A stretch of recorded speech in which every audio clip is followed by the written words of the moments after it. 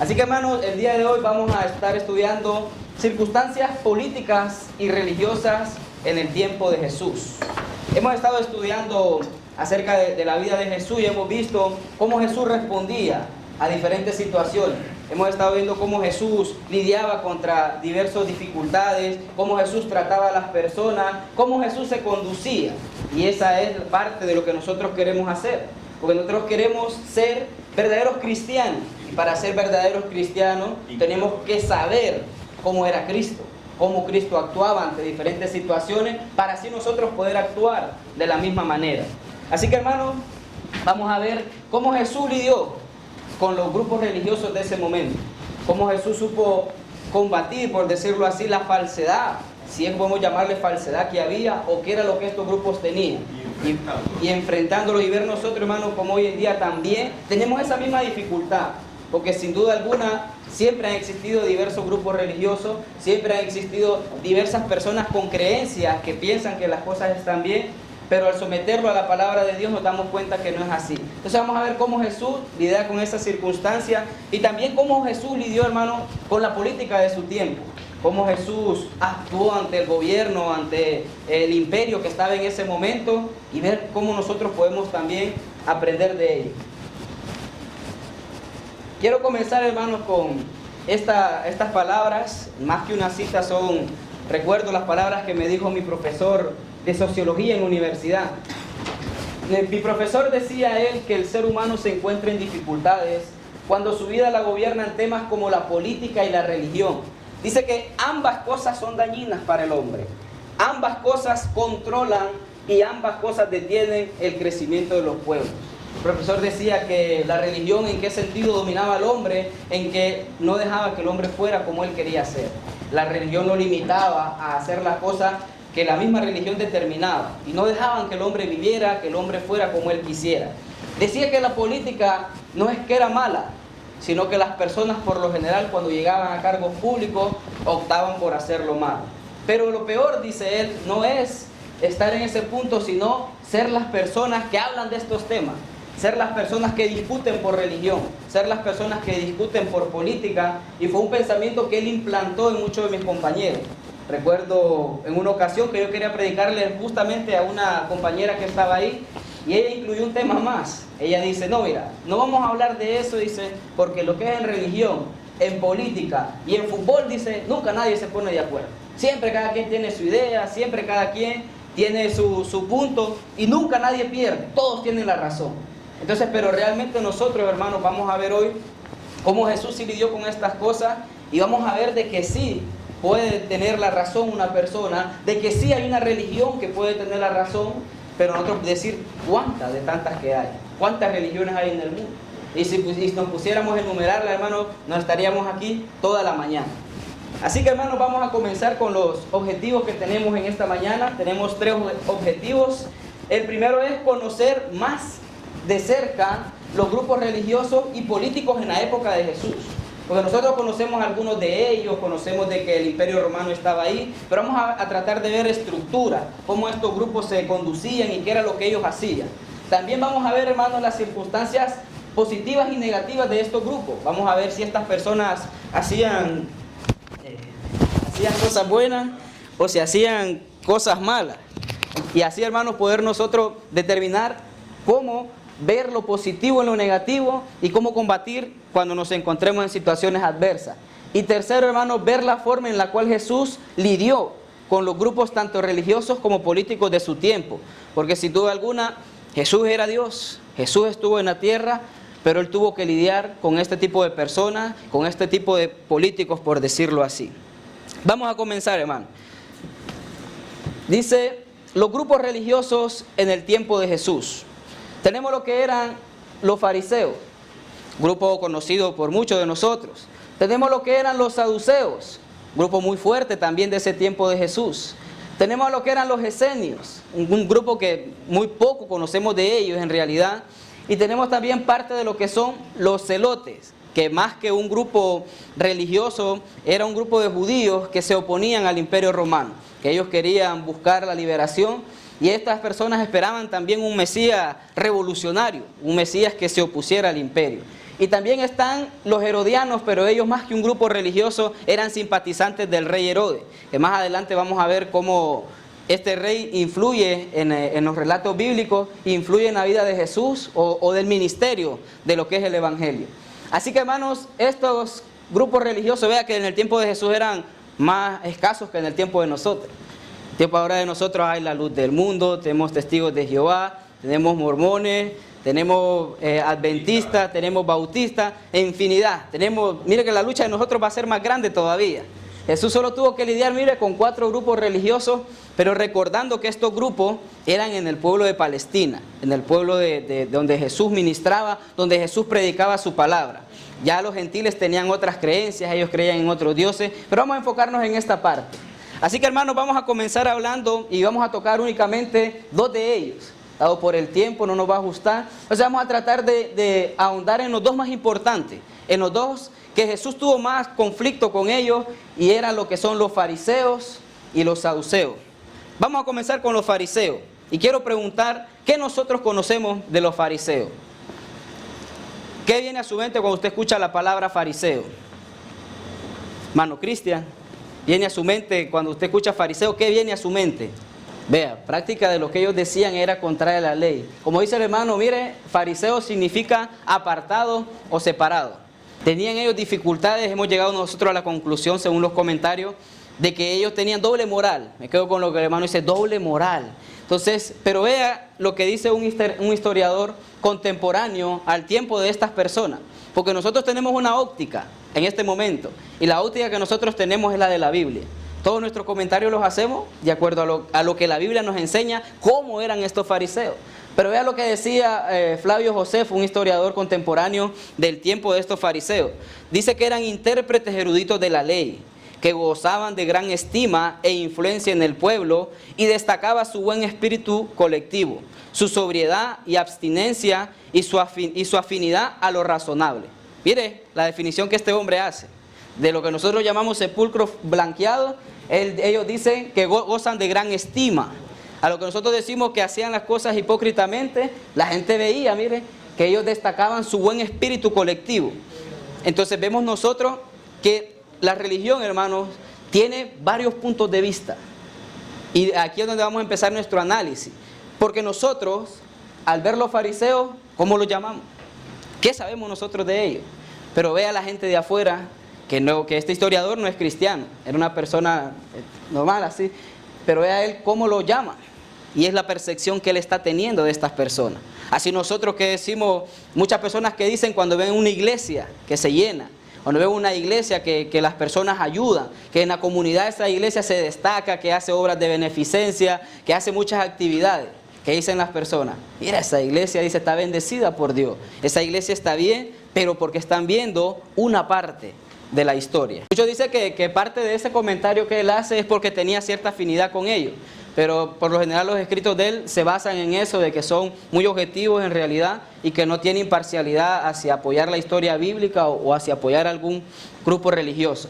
Entonces vemos nosotros, hermanos, que tenemos que ver que las apariencias, las cosas que las personas pueden mostrar, pueden ser una. Y nosotros podemos decir, es que esa iglesia que vemos ahí está llena del Espíritu Santo. Mire la gente cómo sonríe. Mire esa gente cuando usted llega, cómo lo abraza. Mire esa gente cuando usted se va, cómo lo despiden con ganas de volverlo a ver. Pero a veces nosotros vamos a la iglesia de Cristo y no es así.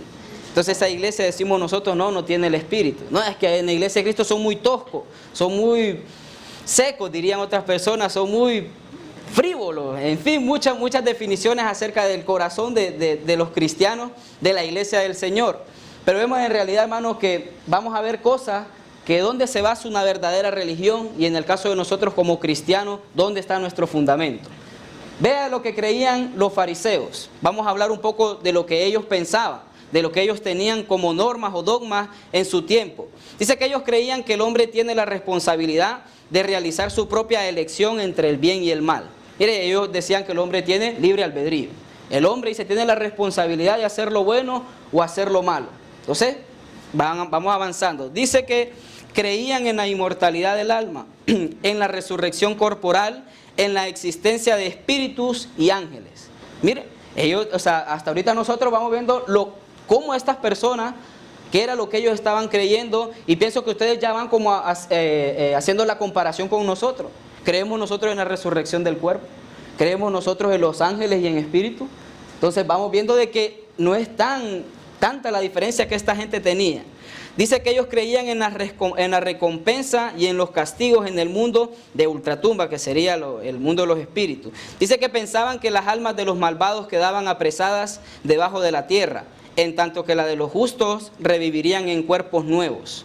Y dice que ellos compartían la creencia popular en el advenimiento de un Mesías y en el día del juicio, doctrinas todas que los distinguían de los saduceos. Y los saduceos ridiculizaban estas doctrinas y decían que ellos estaban errados. Ya vamos a ver más adelante por qué los saduceos decían estas cosas. Entonces quiero que miremos nosotros, hermanos, hasta este punto. ¿Qué podemos notar nosotros de malo en lo que los fariseos creían? Podemos nosotros decir, no, es que lo que ellos están creyendo está errado. Según lo que tenemos aquí, en lo que ellos creen, podemos nosotros decir, ellos están errados en alguna cosa de las cuales ellos creían. O pensamos que está bien lo que ellos estaban creyendo en ese momento. Y ellos, vamos a ver, hermanos, la última parte dice que, mire su principal característica de ellos. Dice que su principal característica era que por encima de todo centraban la religión en la observancia de la ley, enseñando que Dios solamente otorga su gracia a aquellos que se ajustan a sus preceptos. El objetivo de toda su práctica piadosa era vivir en justicia y santidad, agradando a Dios en todo. Mire, la principal característica de ellos, centraban su religión, dice, en la observancia de la ley. Entonces, nosotros a simple vista, hermanos, cuando miramos a esta clase de personas, podemos decir que eran personas. Wow. Mire, le viene la expresión del hermano, wow, dice. Eran personas que estaban bien. Pero ¿cuál sería el problema de ellos? ¿Cuál sería donde ellos van a entrar en dificultades? Porque si nosotros vemos, hermanos, en el libro de Hebreos, los rudimentos que habla el escritor, habla de ciertos rudimentos que los cristianos tenemos, o doctrinas básicas, acerca del arrepentimiento, acerca del día del juicio, acerca de la resurrección, que son doctrinas que todos nosotros conocemos. Nosotros creemos que vamos a resucitar, nosotros creemos que después de la muerte va a haber un día del juicio. Entonces vea que los fariseos están teniendo en cuenta todas estas cosas. Entonces para nosotros es difícil decir, no, lo que esa gente cree está mal, lo que esa gente cree está incorrecto. Pero ellos tenían un detalle, y es que ellos también observaban lo que era la ley oral, que era la transmitida por los padres. Los ancianos iban transmitiendo esto a sus hijos y así sucesivamente. Entonces en esas tradiciones el hermano mencionó una, que era la purificación. Dice que la purificación era únicamente para el templo, para cuando iban a oficiar los sacerdotes, pero ellos al escuchar esta tradición era lo que hacían. Dice que ponían las vasijas afuera de sus casas y cada vez que ellos venían de afuera se purificaban porque venían sucios. Entonces vemos que ellos van cambiando poco a poco lo que eran los verdaderos preceptos en los cuales, mire, basan su doctrina en la observancia de la ley. Entonces vamos a ver nosotros, hermanos, la dificultad que ellos tienen, porque sin duda alguna vemos que el punto que ellos tienen para partir está bien. Ellos, podemos decir nosotros, ellos están de una manera correcta. Pero ahora vamos a ver el origen de las discusiones entre Jesús y los fariseos. Porque sin duda alguna fue uno de los, mire cuántas veces se enfrentó Jesús con ellos en diálogos, en que ellos querían hacerle preguntas a Jesús para tentarle. Mire, entonces dice que una de los problemas no era que ellos quisieran seguir la ley. No es que ellos quisieran observar la ley, sino que ellos tenían problemas en cuanto a su interpretación. Cuando nosotros vamos al libro de Mateo, capítulo 5, versículo 17 al 48, pero vamos a tratar de leer solo unos cuantos versículos para tomar la idea. Del 17 al 20, hermano. Dice así: no penséis que he venido para abrogar la ley o los profetas. No he venido para abrogar, sino para cumplir. Porque de cierto os digo que hasta que pasen el cielo y la tierra, ni una gota, ni una tilde pasará de la ley hasta que todo se haya cumplido. De manera que cualquiera que quebrante uno de estos mandamientos muy pequeños y así enseñe a los hombres, muy pequeño será llamado en el reino de los cielos, mas cualquiera que lo haga y lo enseñe, este será llamado grande en el reino de los cielos. Porque os digo que si vuestra justicia no fuere mayor que los de los escribas y fariseos, no entraréis en el reino de los cielos. Vea en estos cortos pasajes, hermano, lo que nosotros encontramos. Una declaración de Jesús acerca de la correcta interpretación que se le debe dar a la ley que los mismos fariseos estaban teniendo, que los mismos fariseos estaban escudriñando y queriendo implantar en el pueblo. Dice que él va a tener dificultades si las personas no enseñan, dice, lo que está ahí. Si no lo practican y no lo enseñan. Y vemos que estas personas tenían gran popularidad, eran maestros, pero estaban enseñando cosas equivocadas. Estaban enseñando cosas que no iban de acuerdo a la ley. ¿Y por qué? Por la interpretación que ellos les estaban dando a estas cosas. Sí, ellos en realidad, como le dice, transcribían la ley, pero ellos se afinaban a los grupos. En este caso, ciertos de ellos daban interpretaciones para los fariseos y otros de ellos para los saduceos. Y vemos más adelante que ellos hasta incluyen en el diezmo, dice que agregaban que tenían que dar más cosas cuando Dios ni lo había mencionado. Entonces vemos nosotros, hermanos, leyendo más acerca de ya cómo Jesús les va a enseñar a ellos, cómo es en realidad que ellos debían de interpretar la ley. Vean el versículo 21 del mismo capítulo 5. Dice, oísteis que fue dicho a los antiguos, no matarás, y cualquiera que matare será culpable de juicio. Mire lo que Jesús le está diciendo a ellos. Y ustedes ya escucharon qué es lo que tienen que hacer. Ustedes han escuchado el mandamiento. Cualquiera que matare, dice, será culpable de juicio. Ahora, pero mire Jesús. ¿Será que acaso Jesús en este momento va a querer enseñar algo diferente? Vamos a ver el versículo 22. Dice, pero yo os digo que cualquiera que se enoje contra su hermano será culpable de juicio. Y cualquiera que diga necio a su hermano será culpable ante el concilio. Y cualquiera que le diga fatuo quedará expuesto al infierno de fuego. Mire cómo Jesús, muchas veces nosotros decimos que Jesús está enseñando en realidad. Está cambiando lo que ellos creían. Pero realmente ellos se aferraban al cumplimiento de las cosas tal y como estaban. El mandamiento era no matarás. Pero ellos no veían problema en estar enojados con sus amistades. Ellos no veían problemas en estar enojados con los hermanos. Ellos no veían algún problema en tener esas acepciones de personas. Ellos se enfocaban en cumplir el mandamiento tal y como Jesús lo había dicho. No matarás y no hay problema. Si yo no mato, no hay ninguna dificultad. Pero Jesús viene y le dice, esa interpretación que ustedes le están dando no es correcta. Eso que ustedes están enseñando no es correcto. Y viene Jesús y les muestra a ellos qué es lo que en realidad deben de hacer. Entonces dice más adelante, en el 31, dice, también fue dicho, cualquiera que repudia a su mujer, dele carta de divorcio. Pero yo os digo que el que repudia a su mujer, a no ser por causa de fornicación, hace que ella adultere, y el que se casa con la repudiada comete adulterio. Mire otra situación que ellos enseñaban y que ellos lo veían normal, que ellos veían que estaba bien, pero Jesús les muestra cómo en realidad debían de hacer las cosas. Entonces estamos viendo nosotros, hermanos, que ellos no tienen un problema en cuanto a dónde centrar su doctrina, sino en cuanto a la interpretación que ellos le dan a las cosas. Vemos nosotros hoy en nuestros días, ¿pasa acaso esto? De grupos denominacionales que dicen que enseñan unas cosas y que en la Biblia está avalado eso. Vemos nosotros, ha salido una nueva tendencia que se llama la nueva hermenéutica, que es acerca de interpretar la Biblia de acuerdo como yo lo siento. Entonces yo siento de que aquí no habla de castigo, sino que habla como de una advertencia nada más, que no, solo es para que a mí me dé miedo. Y ya predico yo de eso. Entonces vemos nosotros, hermanos, que tenemos que tener cuidado cómo nosotros interpretamos la Biblia. Porque nosotros podríamos enseñar muchas cosas que ya no son adecuadas para nuestro tiempo y que estas personas no lo hacían. Ve ahora el siguiente aspecto que Jesús señala, las prescripciones de los padres y la pureza. Vayamos al libro de Marcos, capítulo 7, del 1 al 4. Se juntaron a Jesús los fariseos y algunos de los escribas que habían venido de Jerusalén, los cuales viendo a algunos de los discípulos de Jesús comer pan con manos inmundas, esto es, no lavadas, los condenaban. Porque los fariseos y todos los judíos, aferrándose a la tradición de los ancianos, si muchas veces no se lavaban las manos, no comen. Volviendo de la plaza, si no se lavaban, no comen. Y otras muchas cosas hay que tomaron para guardar. como los lavamientos de los vasos de beber y de los carros, y de los utensilios de metal y de los lechos. Vemos nosotros, hermanos, una enseñanza que ellos dan. Y vea la palabra clave ahí. Dice que ellos estaban condenando, estaban diciendo, ustedes están pecando al no lavarse las manos. Ustedes están pecando porque están comiendo con las manos sucias. Y realmente en la Biblia, en la ley de Moisés no decía eso. Pero ve el detalle que ellos tienen, dice, aferrándose a las costumbres de sus padres, aferrándose a las costumbres de los ancianos.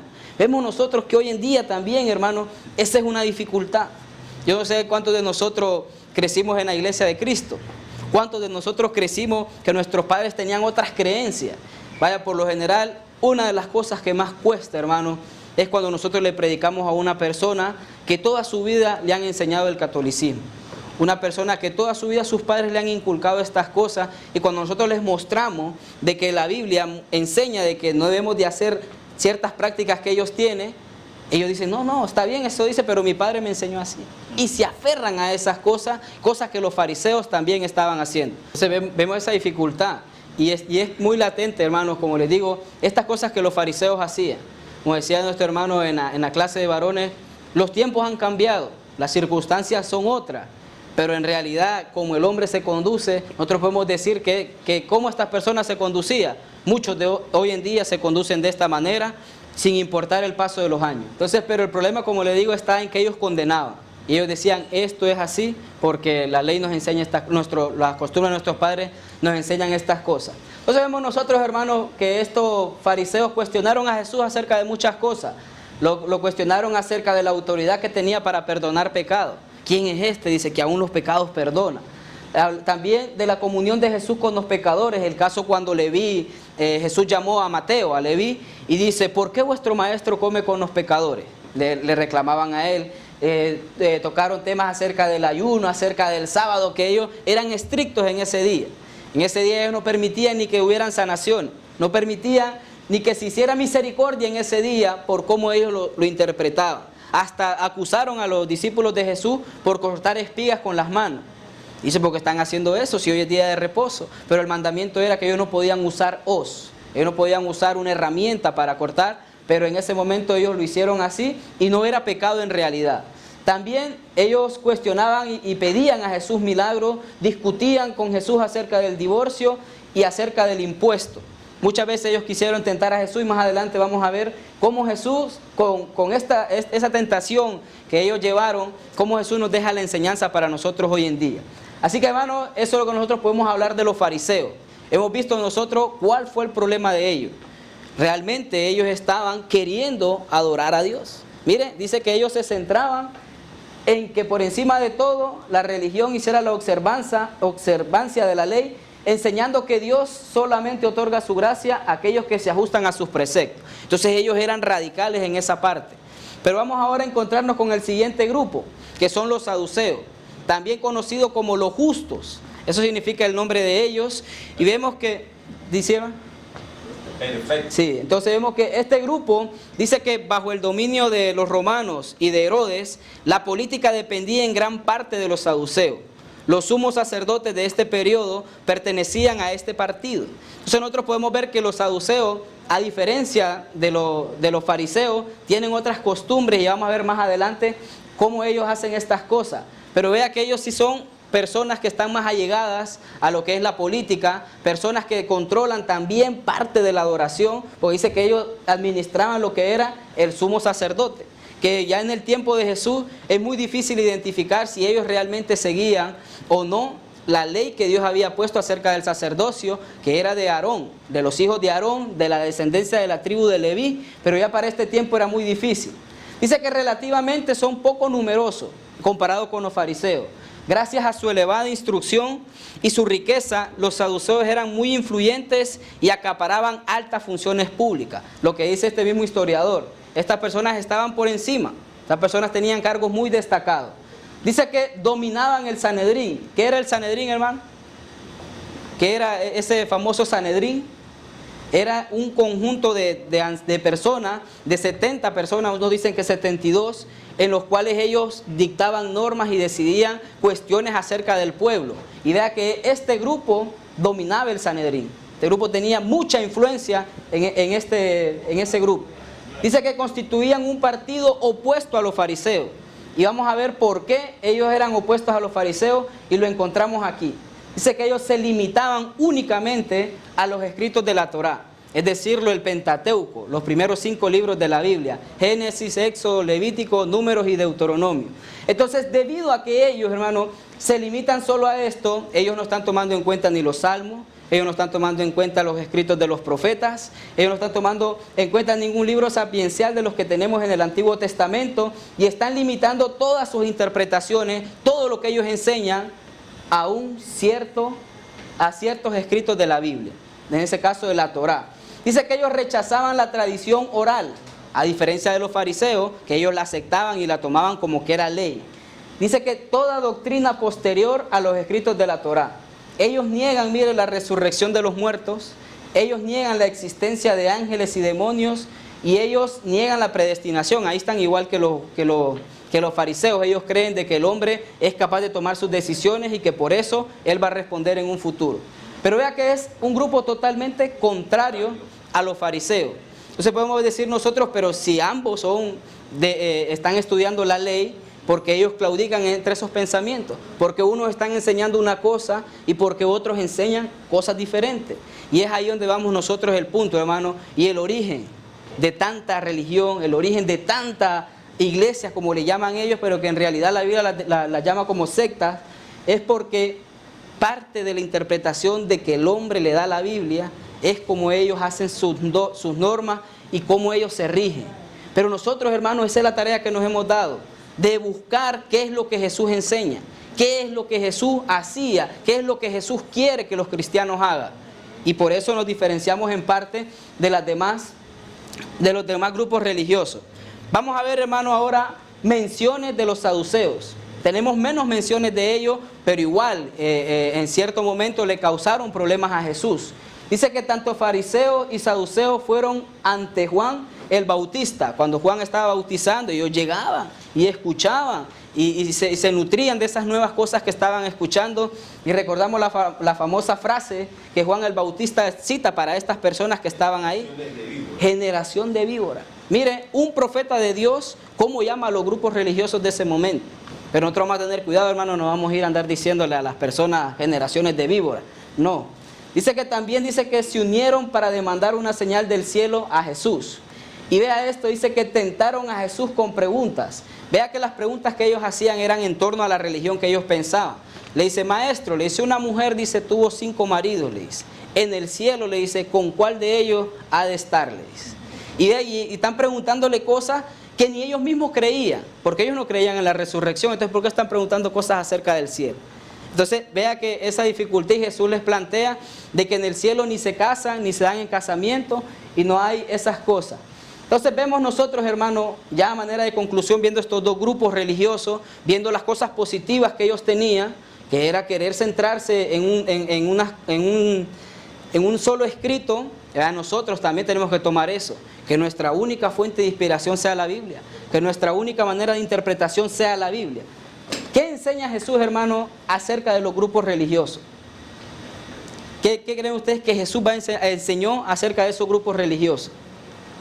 A manera ya de aplicación para nosotros. Hacer como ellos decían, pero no hacer como ellos hacían. Como ellos hacían. Vea, ¿qué dice Jesús? Que la enseñanza de ellos hasta ese momento estaba haciendo bien. ¿Alguien más? Bien, vamos a leer entonces, hermanos, ¿qué enseña Jesús acerca de los grupos religiosos? Leamos Mateo capítulo 16, del 6 al 12. Jesús les dijo: mirad, guardaos de la levadura de los fariseos y de los saduceos. Ellos pensaban dentro de sí, diciendo: esto dice porque no trajimos pan. Y entendiendo Jesús les dijo: ¿por qué pensáis dentro de vosotros, hombres de poca fe, que no tenéis pan? ¿No entendéis aún, ni os acordáis de los 5 panes entre 5,000 hombres, y cuántas cestas recogisteis? Ni de los 7 panes entre 4,000, y cuántas canastas recogisteis. ¿Cómo es que no entendéis que no fue por el pan que os dije que os guardaseis de la levadura de los fariseos y de los saduceos. Entonces entendieron que no les había dicho que guardasen de la levadura del pan, sino de la doctrina de los fariseos y de los saduceos. Mire Jesús, hermano, a la conclusión a la que vamos a llegar nosotros. Jesús le dice a sus discípulos que ellos se tienen que cuidar de la levadura, dice, de los fariseos y de los saduceos. Como le dije, fue el resumen de los grupos que más influencia tenían en ese tiempo. Y ellos entendieron que era de la doctrina que estas personas enseñaban. Entonces Jesús a nosotros, hermanos, nos enseña que nosotros tenemos que tener cuidado. Nosotros hay muchas personas, muchos cristianos, que a veces llegamos a ese pensamiento que decimos, no, es que las personas, no importa dónde se reúnan, al final todos somos hijos de un mismo Dios y Dios nos va a salvar a todos. Pero realmente nosotros tenemos que saber, hermanos, de que hay unas normas, hay unas reglas que están establecidas en la Biblia para cómo nosotros podemos llegar al cielo. Y una vez una persona me decía, bueno, entonces usted lo que está afirmando, dice, es que solo los de la iglesia de Cristo se van a salvar. Entonces le digo yo, no lo que yo afirmo, sino lo que la Biblia dice. Dice Jesús, si anduviereis, dice, en mis mandamientos. Si me amáis, dice Jesús, guardad mis mandamientos. Entonces nosotros tenemos que tener en cuenta, hermano, que nuestro libro, nuestro manual, nuestra guía es la Biblia. Nuestro ejemplo de cómo se interpreta la Biblia es Jesús. Así que nosotros tenemos que ver, y usted siéntase con toda confianza, con toda autoridad, cuando alguien le pregunte cosas de otra religión, usted puede responderle y decirle, la Biblia dice esto, la Biblia dice lo otro. ¿Dónde está la justificación que usted da de eso que está enseñando? Hemos con doctrinas muy comunes, hermanos, que la siguen practicando, el caso del diezmo. Mire, la gente pide el diezmo, ¿y por qué piden el diezmo? ¿Por qué la gente da el diezmo? Y a veces la gente se aferra tanto a eso, que el hermano Wilson nos contaba una historia de una persona allá en Colombia a la cual ellos le predicaron. Y esa persona le encantó toda la predicación que le habían hecho, entendió todo y dice, no, pero es que yo no puedo dejar de diezmar. Es lo único malo que ustedes tienen, que no piden el diezmo. Yo amo dar mi diezmo, decía este hombre. Entonces, vea, no entendía en realidad qué es lo que nosotros hacemos. Entonces, hermanos, a manera de reflexión nosotros tenemos que ver que nuestra religión, que en lo que nosotros creemos realmente es como la palabra de Dios lo enseña. Ve, hermano, y nosotros podemos llegar a lo que mi profesor decía en un principio, que nunca nadie puede llegar a decir, no, es que esta religión es la correcta. Pero realmente, hermano, sí podemos decir eso y decir que la religión que se basa en la Biblia y que enseña lo que la Biblia tiene en sus páginas es la religión que realmente está correcta. Y esa es la lucha que nosotros tenemos. Bien, avanzamos, hermanos, y pasamos a otra parte, ya un poco más breve, porque vamos a tratar de ver de que Jesús, su mayor, hermanos, disputa, o lo que Jesús más combatió, no fueron los aspectos políticos de su tiempo. Vemos nosotros cuántas veces Jesús se enfrentó con las cosas religiosas porque era lo que en realidad a él le importaba. Entonces vamos a ver nosotros, hermanos, cómo estaba instituido el imperio de ese momento, el gobierno de ese momento, y teníamos lo que era el imperio romano. Sabemos que es un imperio con un rey, que él hace lo que él quiere. Entonces teníamos como emperador. En el tiempo de Jesús tenemos dos emperadores. Tenemos a Octavio Augusto, que es cuando Jesús nace, y ya cuando Jesús va a morir, tenemos a Tiberio, dos emperadores de ese momento. De ahí se dividían en lo que eran príncipes o reyes de provincia. Todo esto, hermano, es resumido en lo que nosotros encontramos en las páginas de la Biblia. Porque sin duda alguna nosotros podemos ver que este imperio a lo mejor tenía otra estructura fuera de lo que las páginas de la Biblia nos muestra. Entonces dice que los príncipes o reyes de provincia, y tenemos a lo que era Herodes. Teníamos a Herodes el Grande, que es cuando Jesús nace. Tenemos a Herodes Antipas, que sería el hijo de él. De ahí más adelante, ya después de la época de Jesús con los apóstoles, tenemos al rey Herodes Agripa I y II. También tenemos lo que son los procuradores, y en este caso nuestro famoso Poncio Pilato, que era el procurador en el tiempo en el que Jesús estaba, y lo que eran los centuriones, ya a un nivel más bajo, que eran las personas que estaban encargados de una centuria de 100 personas. Vemos que Jesús tuvo relación con ellos. Jesús tuvo, en la clase pasada veíamos cómo Jesús se maravilló de un centurión romano, de la fe que él tenía. Entonces, vamos nosotros, hermanos, a ver ya a manera de terminar, la política y Jesús. Dice que la conclusión a la que podemos llegar es que Jesús supo cómo lidiar con la política de su tiempo. ¿En qué aspecto vamos a decir nosotros? Ya lo vamos a ver más adelante. Dice que primeramente, siendo librado de la matanza de Herodes el Grande. Recordemos en el tiempo en el que Jesús nace, que hay un edicto de matar a todos los niños. ¿Por qué? Porque este rey tiene miedo. Él viene y consulta con ciertos escribas, ciertos autores de la ley, ¿cuándo es que el rey va a nacer? Y él hace unos cálculos ahí y resulta que era en el tiempo de él. Entonces él manda a matar a todos los niños y efectivamente era en el tiempo de él. Y vemos cómo Jesús huyó a Egipto. Ahí nosotros podemos decir, hermano, que Jesús se libró en ese tiempo, pero no tanto él, sino sus padres y guiados por el Espíritu. Vemos nosotros, hermanos, aquí la parte donde vamos a hacer un poquito de énfasis, que Jesús aceptó la autoridad de este imperio. Sabemos nosotros, hermanos, que Jesús era Dios, pero a pesar de eso, Jesús nos da una gran enseñanza acerca de cuál es la actitud que el cristiano debe tener ante las leyes terrenales. Quiero que leamos, hermanos, en Marcos capítulo 12, versículo 13. Y le enviaron algunos de los fariseos y de los herodianos, para que le sorprendiesen en alguna palabra. Léale, sigue así. Viniendo ellos le dijeron, Maestro, sabemos que eres hombre veraz y que no te cuidas de nadie, porque no miras la apariencia de los hombres, sino con verdad enseñas el camino de Dios. ¿Es lícito dar tributo a César o no? ¿Daremos o no daremos? Mas él, percibiendo la hipocresía de ellos, les dijo, ¿por qué me tentáis? Traedme la moneda para que la vea. Ellos se la trajeron y les dijo, ¿de quién es esta imagen y la inscripción? Ellos le dijeron, de César. Respondió Jesús, les dijo, da a César lo que es de César y a Dios lo que es de Dios. Y se maravillaron de él. Ve, aquí encontramos, hermano, querían tentar a Jesús.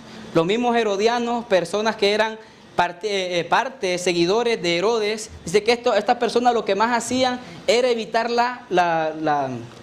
me fue la palabra, que ellos se fueran a revolucionar, evitar que ellos fueran a mostrarse en rebeldía contra el gobierno. Entonces hay algo que está implícito aquí, y es que el pueblo de Palestina estaba ligado a Roma y ellos mostraban obediencia pagando el impuesto.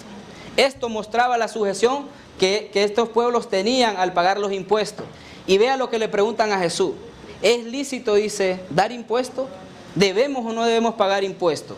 Ayer una pregunta, hermanos, que encerraba y tenía, por decirlo así, entre la espada y la pared a Jesús. Si Jesús decía que tenían que pagar impuestos, los judíos iban a decir, mire, está enseñando contra el pueblo. Pero si Jesús decía que no había que pagar impuestos, los herodianos iban a ir y lo iban a acusar con el rey. Entonces vemos que Jesús está, por decirlo así, estas personas piensan que lo tienen atrapado, pero en realidad Jesús, hermano, les enseña y le dice, ¿de quién es la cara que está en esta imagen? ¿Qué es la cara que ustedes están viendo? Y nos da la enseñanza y dice, dad al César lo que es del César y dad a Dios lo que es de Dios. Vemos nosotros aquí, hermano, que Jesús muestra la aceptación de la autoridad de este imperio al decir que los cristianos deben de corresponder a las leyes terrenales con las cosas que las leyes terrenales han instituido. Cobro de impuestos, cuántas deducciones les hacen aquí, no sé, de su salario, pero el cristiano a todas esas cosas se tiene que sujetar. Pero hay otra parte que es lo que nosotros tenemos que darle a Dios. Y es lo que vamos a ver al final, hermano, de que Jesús nos enseña la sumisión a las autoridades. El apóstol Pablo en Romanos también nos enseña esto, de cómo el cristiano responde ante las autoridades, y sé que es difícil. Vea el caso de la situación en Honduras, el presidente está haciendo estragos, pero ¿qué posición tomamos los cristianos ante esa situación? ¿Qué posición nosotros debemos decir? No es que estamos a favor del gobierno, no es que estamos en contra del gobierno, no es que vamos a ir a las calles a protestar. Entonces es muy difícil tomar una decisión en ese aspecto. Y vea por último, hermano, la unión de la religión y la política dieron muerte al Hijo de Dios. Cuando nosotros vemos, ya para terminar, cómo los judíos de ese tiempo llegaron ante Pilato. ¿Y cuál fue la acusación que ellos hicieron contra Jesús? Él se está proclamando rey. Él está diciendo que es rey. Entonces, y vea que este Pilato, él miraba inocente a Jesús. Él veía de que Jesús no era culpable, pero por la presión de esta gente, de la religión, por la presión que ellos tenían, llevaron a este hombre a querer congraciarse con ellos, a querer agradarlo, y hizo lo que hizo, mató al Hijo de Dios. Entonces, a manera aquí, hermanos, de resumen, vemos que tanto la religión como la política errónea trae serias dificultades, trae serios errores. Entonces, hermanos, ya para terminar la conclusión, vemos que es de suma importancia que el cristiano guarde la sana doctrina enseñada por Jesús, evitando comunión, hermano, y quiero hacer énfasis en esto, con otro grupo, grupos que no son de la iglesia de Cristo. Nosotros debemos de ser celosos en esa parte de por qué nosotros, a veces la gente pregunta, ¿y por qué no nos reunimos con una congregación tal? ¿Y por qué no hacemos confraternidades? Es que allá se reúnen y son casi 1000 personas y es bonito sentir el Espíritu. Nosotros, hermanos, nos guardamos de la levadura ahora de los otros grupos de nuestro tiempo. Y vemos, hermanos, que hay 2 gobiernos que rigen al cristiano y la sujeción es necesaria para ambos, siempre y cuando ésta no afecte la voluntad de Dios. Ya que al apóstol Pedro y al apóstol Juan les decía, no, ustedes no tienen que hacer eso, ustedes no tienen que seguir predicando acerca de Jesús, y ellos dijeron, más vale, dice, obedecer a Dios y no a los hombres. Entonces, hermanos, nosotros podemos aprender estas cuestiones de cómo Jesús lidió con estos grupos y que al final, hermanos, la verdad siempre sale a la luz. Al final, esta verdad, hermanos, junto con el sacrificio de Jesús, es el que nos puede llevar a la salvación. Así que sigamos adelante, sigamos instruyéndonos más y sigamos aprendiendo de cuál es la voluntad de Dios. Sé que vamos a llegar a la muerte, nos vamos a morir, no vamos a terminar de aprender todo, pero que lo que aprendamos sea lo correcto. Así que, hermanos, que Dios les bendiga. Amén.